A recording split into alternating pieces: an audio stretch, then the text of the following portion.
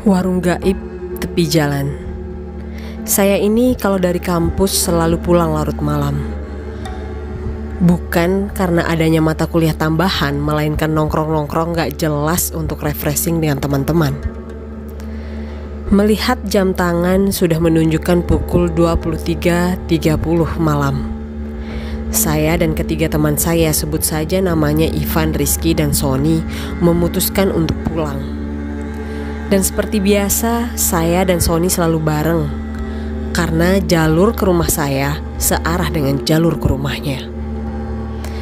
Kami berdua menggunakan sepeda motor masing-masing. Di awal perjalanan menuju pulang, kami menyalakan serta menjalankan motor beriringan satu sama lain. Malam kali ini ditemani hujan rintik-rintik yang dingin, cukup menembus jaket dan membuat saya menggigil. Tiba-tiba Sony menggiringkan motornya dan mengajak saya untuk mampir bila ada warung nanti, karena kami memang belum makan sejak tadi siang. Setelah saya menyetujui, kita pun kembali jalan dan saya jalan di belakang Sony. Di perjalanan yang sepi ini hanya ada beberapa pengendara. Sebenarnya malam ini malam yang aneh. Biasanya saya pulang jam 12.30, tak sepi seperti ini. Walaupun hujan rintik-rintik, masih ada orang yang berlalu lalang. Namun saya tepiskan pikiran itu, mungkin itu hanya perasaan saya saja. Sialan, malam ini memang begitu dingin sekali. Saya kurangi kecepatan motor karena dingin yang membuat konsentrasi saya buyar saat mengendarai motor. Tiba-tiba Sony yang di depan saya berhenti. "Kenapa, Son? Motor lu?" tanya saya kepada Sony. "Tadi gue gak lihat ada polisi tidur, gede banget. Gue hantam aja, makanya gue berhenti untuk ngecek, takut kenapa-napa nih motor," jawab Sony. "Hah? Polisi tidur? Setahu gue ini jalan gak ada polisi tidurnya. Dan gue dari tadi di belakang lu juga gak lihat lu ngehantam apapun," seru saya. Dan hal ini membuat kacau pikiran saya. Apa yang terjadi dan apa mungkin Sony hanya bercanda? Sony gak mungkin bercanda karena setahu saya dia itu orangnya kalem, dan untuk bercanda pun jarang sekali. Setelah Sony mengecek motornya, kita kembali berjalan. Saya melihat-lihat sekitar, ternyata hanya saya dan Sony saja yang berada di jalan malam itu. Dan itu membuat saya heran dan penasaran. Kemudian tak lama, dari kejauhan samar-samar lampu 5 watt, dan begitu semakin dekat, itu ternyata sebuah warung. Warung itu tepat di sebelah kiri, sebuah baliho atau papan iklan besar yang masih kosong. Belum ada iklan yang terpampang. Akhirnya Sony dan saya berhenti dan mampir ke warung tersebut. Pas saya turun dari motor, tiba-tiba saya tersandung papan kilometer yang tingginya selutut dan cukup membuat kaki saya sakit. Ya sudahlah, faktor dingin dan sedikit kecapean membuat saya gak melihat adanya papan kilometer itu. Kami berdua masuk ke warung tersebut. Tersedia bangku dan meja, kami pun duduk.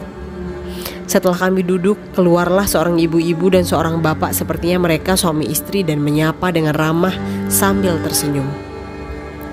"Pesan apa, Mas?" tanya ibu warung itu sambil tersenyum. "Pesan kopinya 2, Bu. Kalau ada makanan ringan seperti roti juga pesan 2 ya, Bu," jawab Sony. Ibu itu pun tersenyum dan kembali masuk ke warung untuk membuatkan kopi. Sambil menunggu, saya pun iseng-iseng bertanya kepada suami si ibu yang memiliki warung tersebut. "Warungnya buka 24 jam ya, Pak?" tanya saya. "Iya, Mas, saya berjaga bergantian dengan istri saya," jawab bapak itu. "Malam ini dingin sekali, Pak, dan jalan begitu sepi sekali," ujar saya. Dan bapak itu hanya tersenyum kepadaku. "Ini, Mas, kopinya dan rotinya," ujar ibu warung sambil menyuguhkan kopi dan roti yang kami pesan. "Oh iya, terima kasih ya, Bu," jawab Sony. Saya buatkan tahu isi juga ya mas. Dingin-dingin begini enak loh mas. Untuk isi perut mas. Ini kan masih hangat loh mas, ujar ibu warung. Iya bu, terima kasih, jawab saya. Lagi-lagi ibu itu tersenyum kembali kepada saya dan Sony. Lalu saya ambil tahu isi itu dan kebetulan saya sangatlah lapar. Karena menerjang dingin malam, ditambah lagi rintik-rintik hujan, dan setelah saya makan ternyata enak juga tahu isi itu. Begitupun juga sambalnya, sampai-sampai saya dan Sony habiskan tanpa tersisa. Seperti biasa sehabis makan saya bakar sebatang rokok sambil menyeruput kopi hitam yang hangat. Beberapa saat kemudian semua tadi berapa ya bu? Kopi 2 roti 2 dan tahu isi kita berdua habiskan. Hehehe, ujar Sony sambil tertawa. Semuanya 20.000 saja mas, jawab ibu warung sambil tersenyum. Setelah kami membayarnya, kami pun segera melanjutkan perjalanan pulang. Saat saya menuju motor, lagi-lagi saya tersandung papan kilometer. Oke, kali ini saya benar-benar meleng. Penasaran dengan papan kilometer yang membuat kaki saya tersandung. Saya pun melihatnya, di sana tertulis KM 12. Setelah rasa penasaran saya hilang, akhirnya kami pun memulai perjalanan pulang. Jalan masih tampak sepi. Hujan rintik-rintik sepertinya tak mau juga berhenti. Di pertigaan jalan, Sony pun belok kiri karena kali ini saya sudah tidak sejalur lagi dengannya. Dan rumah saya masih agak jauh sedikit. Anehnya di jalan yang menuju ke rumah saya tidak sepi seperti tadi. Ada beberapa kendaraan yang lalu lalang. Sialan, malam ini sangat aneh. Mungkin karena gue kelelahan kali ya, gumam saya. Sesampainya di rumah, saya sholat isya dan membersihkan diri. Mata pun belum mau menutup alias belum mengantuk. Saya pun mendengarkan lagu dan tiba-tiba HP saya berdering, ada panggilan masuk, ternyata itu Sony. Tadi lu ngerasa aneh gak selama perjalanan pulang, Dit? Tanya Sony melalui telepon. Iya sih, jawab saya. Kirain gue doang, Dit. Motor gue pas dicek di rumah ternyata gak ada yang rusak. Padahal tadi gue hantam polisi tidur gede banget cuy, ujar Sony. Ya syukur deh Son, sorry gue capek banget nih, gue tutup dulu ya. Besok di kampus aja kita ngomongnya, jawab saya. Oh oke Dit, ujar Sony. Karena perjalanan tadi membuat saya stres gak seperti biasanya, akhirnya saya memutuskan untuk tidur dan menutup telepon dari Sony. Akhirnya saya pun tertidur.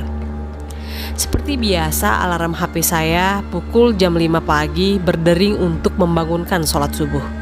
Mata terasa berat untuk melek, namun betapa kagetnya saya karena terlihat samar-samar bapak dan ibu warung itu sekarang tengah berdiri di sudut kamar saya dengan muka pucat dan tanpa berekspresi. Sepertinya saya antara sadar dan tidak, atau hanya berhalusinasi saja. Sialan, apaan lagi nih? Saya pun tertidur kembali dan melewatkan sholat subuh. Pagi pun menjelang. Jam menunjukkan pukul 7 pagi. Saya pun bergegas untuk berangkat ke kampus. Saya berencana berangkat melewati jalan semalam dan melihat apa benar-benar ada warung di situ. Teringat ada papan iklan besar dan papan kilometer 12 di sana. Akhirnya saya sampai di jalan yang kemarin saya lewati. Namun ternyata jalan ini tidak sesepi malam hari. Dari kejauhan terlihat papan iklan besar. Setelah saya dekati, di sana juga terdapat papan kilometer bertuliskan KM 12 yang membuat saya tersandung semalam. Ya, tidak salah lagi. Ini tempat saya dan Sony semalam mampir ke sebuah warung. Dan betapa kagetnya saya karena tepat di sebelah kiri papan iklan besar yang masih kosong itu ternyata hanya sebuah kebun kosong yang ditumbuhi rumput ilalang dan semak-semak belukar. Tidak ada satupun warung di situ, namun di dalam kebun terlihat dari kejauhan dan ada sebuah rumah kosong yang nampak tua. Rumah itu atapnya sudah runtuh sebagian. Entah saya berhalusinasi atau tidak, di sana terlihat sosok perempuan melambaikan tangan dari dalam rumah tua itu. Dengan jelas saya lihat rambutnya panjang bergaun putih. Wah, itu membuat saya gemetar dan saya cepat-cepat starter motor untuk segera pergi dari tempat itu. Karena saya belum sarapan dan gemeteran akibat hal sialan tadi, akhirnya saya berhenti tepat di jualan nasi uduk. "Bu, nasi uduknya 1 bu," ujar saya. "Ya mas," jawab ibu itu. "Jalan sekitar sini pun sangatlah ramai. Apa mungkin bila malam hari sepi sekali ya?" gumam saya dalam hati.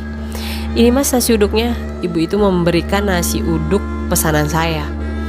"Iya bu, terima kasih ya," jawab saya. Rasa penasaran membuat saya bertanya kepada ibu itu, "Bu, kalau malam hari jalanan ini sepi sekali ya? Tidak ada kendaraan yang lewat sama sekali?" tanya saya. "Oh tidak dek, kalau malam di sini lumayan rame loh. Apalagi ditambah truk-truk bermuatan yang diperbolehkan jalan di atas jam 10 malam, jawab ibu itu. "Oh begitu ya bu," ujar saya. "Kenapa mas? Kok mas pucat begitu? Sedang sakit ya?" tanya ibu itu. Dan akhirnya saya pun menceritakan kejadian yang semalam saya dan Sony alami. Dan ibu itu kemudian menjelaskan, "Dulu di kilometer 12 itu ada sebuah truk yang menabrak warung dan warung itu hancur tak terbentuk lagi, menewaskan pemilik warung tersebut, yaitu pasangan suami istri. Rumah di dalam kebun itu adalah rumah pemilik warung yang tewas itu. Jadi yang mas makan semalam itu hanyalah tipuan mata saja. Mas itu sebenarnya gak makan apa-apa," ungkap ibu itu. "Saya sering melewati jalan sini, tapi baru kali ini saya merasakan hal seperti semalam," ujar saya. "Ya kemana-mana banyakin doa ya mas," timpal ibu itu. Setelah mendengar penjelasan ibu warung tersebut, saya pun rasanya ingin pingsan. Berarti penampakan di kamar saya tadi pagi itu bukan halusinasi saya dong, melainkan penampakan hantu pemilik warung itu. Akhirnya saya tidak memberitahukan hal ini kepada Sony. Saya takut dia menjadi trauma akan hal ini.